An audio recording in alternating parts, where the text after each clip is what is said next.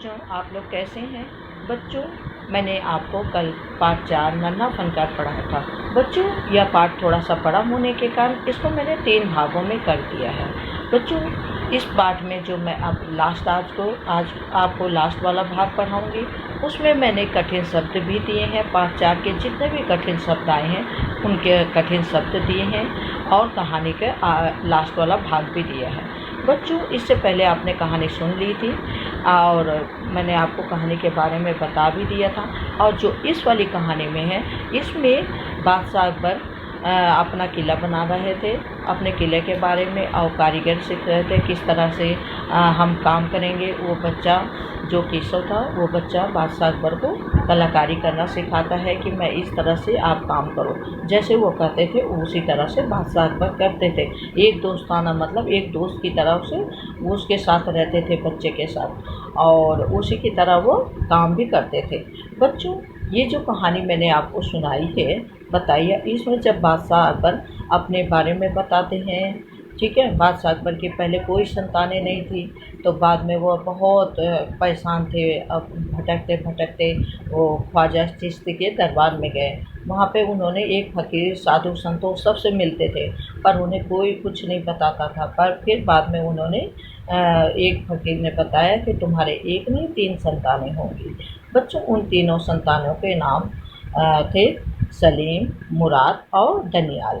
बच्चों, ये सारी कहानी में मैं अब आज बताऊंगी। और कारखाने में उसने कहा कि बादशाह अकबर ने कहा, मैं जब कारखाना बनाऊंगा किसको आपको वहीं पे काम पे रखूंगा और काम करने के लिए रखूंगा। और जो भी बादशाह ने कहा कि मैं अपने साम्राज्य में, मेरे जो राज्य है, इसमें मैं बहुत अच्छे अच्छे कारीगर को रखूंगा, अच्छे अच्छे मूर्ति बनाने वाले, अच्छे अच्छे कलाकार को रखूँगा, गलीचे बुनने वाले और लकड़ी और पत्थर पे कलाकृति को दर्शाने वाले कलाकारों को रखूँगा। बच्चों, और आज हम कहानी को स्टार्ट करते हैं और उसके कठिन शब्द को सो भी मुस्कुरा उठा। वह लगभग भूल ही गया था कि उसकी बगल में बैठा यह व्यक्ति हिंदुस्तान का बादशाह है। एक अनाड़ी से वयस पर अपने काम की धाक जमाने में उसे मज़ा आ रहा था। वह बड़े ध्यान से देख रहा था कि अकबर किस तरह की लकीरों को उकेर रहे हैं। बादशाह से जरा सी भी चूक हो जाने पर वह फौरन उनकी तोरियां चढ़ जाती। बच्चों, जब बादशाह मुस्कुराए तो वो बच्चा भी मुस्कुरा दिया, लेकिन बच्चा यह भूल गया था कि जो आदमी उसके पास बैठा हुआ वो कोई और नहीं था, बादशाह अकबर थे। बच्चों, बादशाह अकबर कौन थे पता है आपको? वो बहुत बड़े बादशाह थे। बच्चों, उन्होंने बहुत सारे महलों का निर्माण कराया था। उन्होंने जोधा महल, पंचमहल, हवा महल आदि बहुत सारे महलों का निर्माण कराया था। वह बच्चा बादशाह को इस तरह सिखा रहा था और उसके ऊपर मतलब रुतबा भी जमा रहा था कि तुम काम ऐसे करो, इधर से करो, उस तरह से। ये तो वह बादशाह थोड़ी सी गलती कर देते तो वह बच्चा उस पे कि ऐसा नहीं किया, इस तरह से करो, वह उसे तुरंत उनकी गलतियों को बता देता था। बच्चे काम करते करते अकबर पूछ बैठते, केशव सही नहीं है क्या?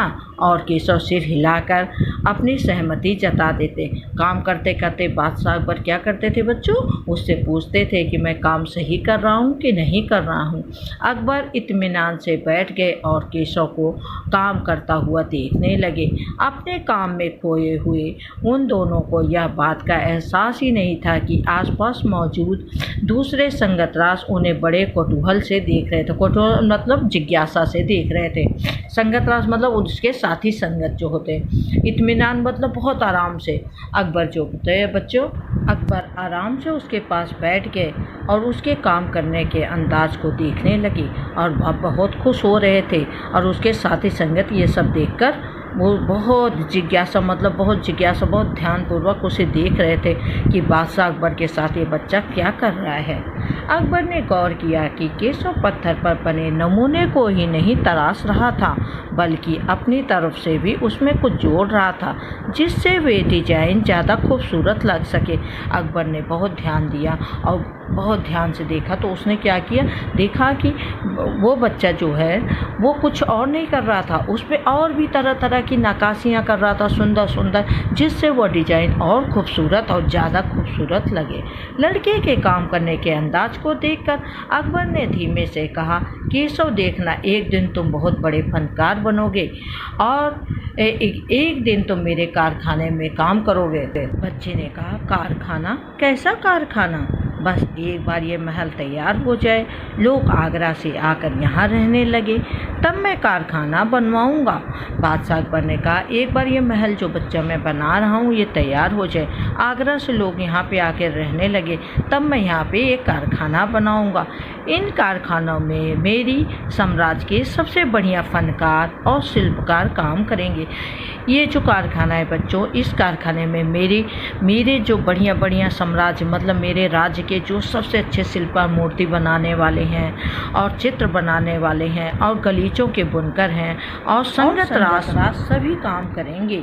लकड़ी बनाने वाले, नक्काशी करने वाले, पत्थरों पे कलाकारी करने वाले सब मेरे राज्य में काम करेंगे। केशव का चेहरा चमक उठा, वह मुस्कुराते हुए बोला, मैं वहाँ जरूर काम करना चाहूँगा। वह खूब खुश हुआ और कहा, मैं भी वहाँ पे काम कर। अकबर उठ खड़े हुए, जाते हुए बड़े प्यार से केशव का कंधा थपथपाया और कहा, अच्छा बेटा, अपना काम जारी रखो। बच्चों, जब वो जाने लगा, बादशाह अकबर जाने लगे, तो क्या किए, बड़े प्यार से, जैसे आप लोग अच्छा काम करते हो, आपकी अध्यापिका या आपके टीचर आपके पीठ थपथपाते हैं, शाबाशी देते हैं ना, उसी तरह उसने भी उसका पीठ थपथपाया। ठीक है बच्चों, हजूरी, क्या आप दोबारा आएंगे? केशव ने बड़ी उत्सुकता से पूछा। मैं ज़रूर आऊँगा केशव, उन्होंने कहा कि मैं ज़रूर आऊँगा। फिर तो पूरे संगत राज के बीच केशव की धूम मची रही। एक बार बादशाह से हुई मुलाकात सबको सुनाता रहा। उसने अपनी मुलाकात जो उससे बादशाह से हुई थी वह सभी बच्चों को सुना रहा था। रात हो चली थी, केशव बहुत थका हुआ था, उसकी आंखों में नींद कहाँ। वह धीरे से अपने पिता के बिस्तर में घुस गया। पिता ने मुस्कुराकर कहा, तुम तो अभी से इतने प्रसिद्ध हो गए हो।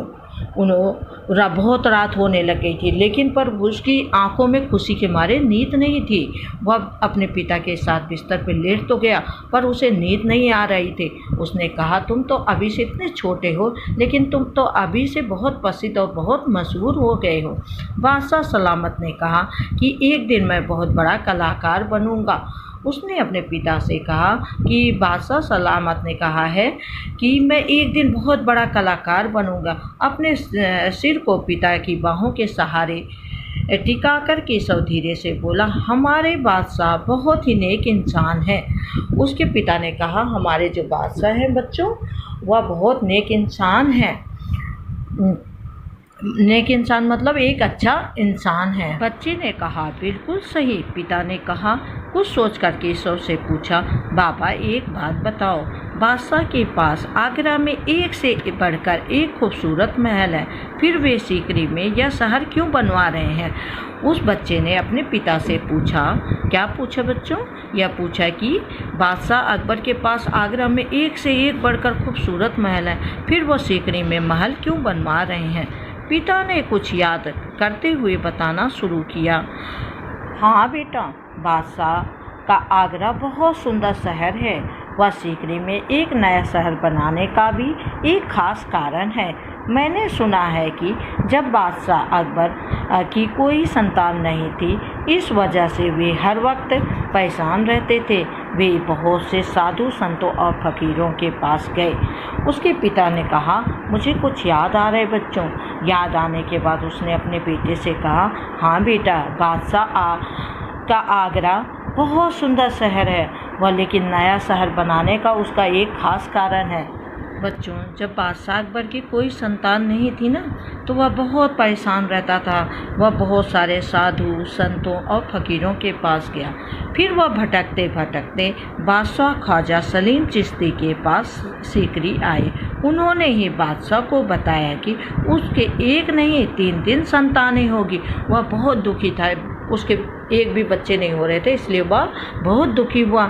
तो फिर वह जब बादशाह सीकरी के पास गए बच्चों, तो उन्होंने कहा, बादशाह आप परेशान मत हो, आपके एक नहीं 3 संतानें होगी। शहजादा सलीम, मुराद और दनियाल। उस बच्चे ने बोला, शहजादा सलीम, मुराद और दनियाल। केशव ने चहकते हुए कहा। उसने बहुत खुशी से ये कहा, बिल्कुल सही। तब बादशाह ने ख्वाजा सलीम चिश्ती के सम्मान में सीकरी में नगर बसाने का फैसला किया। केशव ने कहा, अच्छा, अब समझा, इसलिए बादशाह अकबर ने अपने बेटे का नाम सलीम रखा है। हाँ, इसी कारण हम यहाँ पर एक नए शहर के लिए पत्थरों को तराश रहे हैं। केशव उन्नीदी आवाज में बोला। पिताजी ने देखा कि उसका लाडला बेटा अब सो गया है। केशव जो था उसने कहा, अब मैं समझ गया कि बादशाह अकबर ने उसका नाम, अपने बेटे का नाम सलीम क्यों रखा है। और वह ये सब देखने के बाद कहा कि अब मुझे बहुत नींद आ रही है। और वह उसके पिता ने देखा कि उसका लाडला बेटा अब सो गया है। बच्चों, आपको यह कहानी कैसी लगी? बच्चों, आज हम इस पाठ के कठिन शब्द पढ़ेंगे। घुमावदार, हथौड़ा, गुजरात, उकेरना, सावधानी पूर्वक, नकाशी, इशारा, पहरेदार, दोस्ताना, असमंजस, तुरंत, आहिस्ता, हिंदुस्तान, संगत रास, फनकार, कारखाना, शिल्पकार, थपथपाया, खूबसूरत, उकेरना, मझोला, कारीगर, रुकावट, अनमना, उन्नीदी, सम्मान, सलामत, गंभीरता। बच्चों, इस पाठ में आज जितने भी मैंने कठिन शब्द थे वह आपको करा दिए। सारे कठिन शब्दों को आप अपनी कॉपी में लिखेंगे और उसको याद भी करेंगे। बच्चों, आप कहानी को, जो भी मैंने पढ़ाई वो कहानी आपको कैसी लगी, कहानी को भी अच्छी तरह से पढ़ेंगे और अपनी किताब में जो भी आप पढ़ते हैं उसकी रोज़ रीडिंग किया करें। चाहे आप एक पैराग्राफ करें, चाहे थोड़ा सा करें, लेकिन रोज़ पढ़ा करें, चाहे वह हिंदी हो चाहे इंग्लिश हो। ठीक है बच्चों, रोज़ पढ़ेंगे तो आपकी बोलने की स्पीड और बोलना सब अच्छा हो जाएगा। और बच्चों, जितने भी काम आए हैं सब आप अपनी कॉपी में नोट करेंगे।